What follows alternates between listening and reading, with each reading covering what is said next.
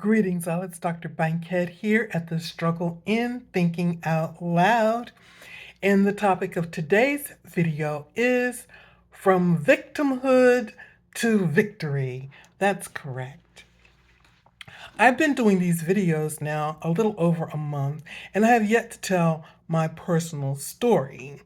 My story begins with my family of origin, which consisted of my mother, my father, and myself. My early years, as I can recollect them, from the ages of 1 to 3, were quite pleasant. My mother had enlisted the aid of a neighbor to be my babysitter. She was a parishioner at the Catholic church where my mother attended. And the neighbor was a witch, a kitchen witch. And she prayed a protection over me. She loved me from her own admission. She loved me so much that she wanted to take me as her own, but my mother would not allow that and removed me from her babysitting at the age of 4. That was when all hell broke loose. My father, who up until that time was allowing me to help him shave or tie his tie, and we were quite friendly with one another, but all that changed at the age of 4. After I was no longer with the babysitter, my father began to be physically, emotionally, and mentally abusive. I do remember at the age of 4, Christmas time arrived, and my dad sat me down to read a story about the good bishop from the Netherlands and how during the Christmas season he would give gifts to the poor children. And my dad asked me if I knew what that story meant, and I said, "There is no Santa Claus." He said, "That's right. And don't tell any of the other children." So at the age of 4, I knew there was no Santa Claus. My dad made sure I knew that. What did the abuses consist of? And why do I consider that they were abuses? Well, I was being beaten for being and doing what children do. I mean, after all, they're learning to be responsible. They're learning how to behave.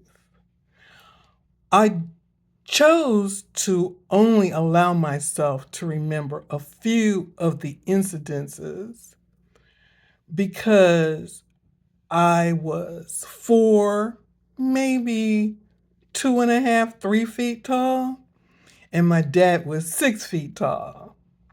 And this is how it went.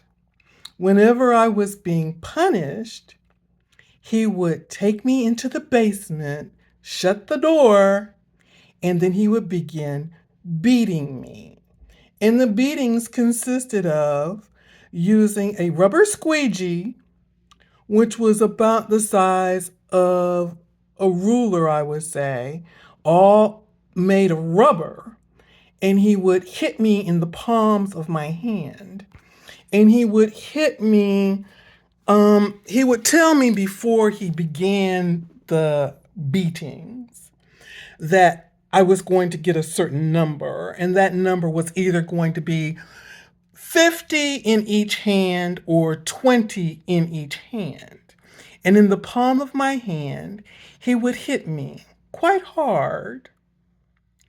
And if I drew my hand back or I started to cry, he would start from 1 again in the first hand. I guess you can imagine that it was in my best interest not to cry and not to jerk my hand. Imagine being 4 and having someone towering over you, beating you in such a manner. And then after the abuse was over, I was told that I could go upstairs to my room. I was not to go anywhere near my mother, and I was not to say a word about what had occurred. And this went on from the ages of 4 until I was 12, because my mother decided at the age of 12 that I was too big for him to continue beating. And so he changed the punishment to writing essays. And the essays would be from 500 words to 1,000 words. No repetitive words were allowed. And during this period, while I was preparing my 1,000-word essay on why I should not do whatever it was I was being punished for, I was not allowed to go out and play or to socialize with any children. I was only allowed to go to school and return home, do my homework, do my essays, and there was no TV and there was no telephone. And that went on, of course, until I got my essay completed. And even after the essay was completed, there was a waiting period for my dad to read the entire essay to make sure that I wasn't repeating anything at all. And then I would be allowed to go out. I used to cry myself to sleep when I was a child. I couldn't understand why I was being abused that way.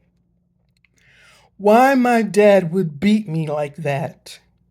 Why he wasn't allowing me to express my emotions.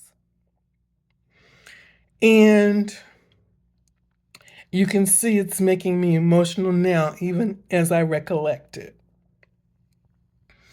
As a result, I had clinical anxiety, clinical depression, and PTSD. I have very little appreciation for corporal punishment, but I digress. Who was I going to talk to?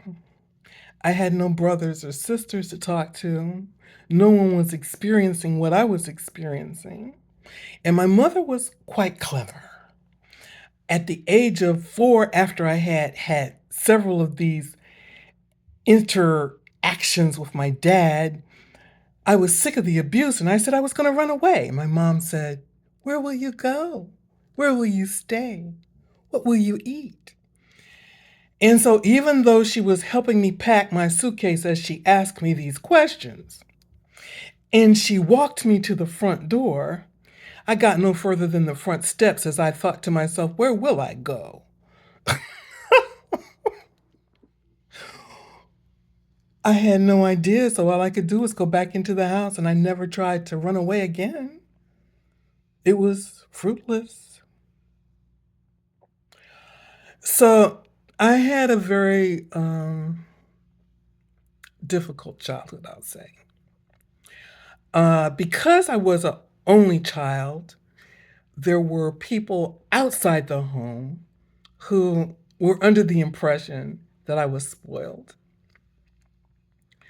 I can't hardly express to you how it made me feel whenever someone said to me, "I know you're spoiled because you're an only child." I really wanted to beat them, except I'm not a type of person that engages in violence. I just simply don't. It's a waste of my time and it's a waste of my energy.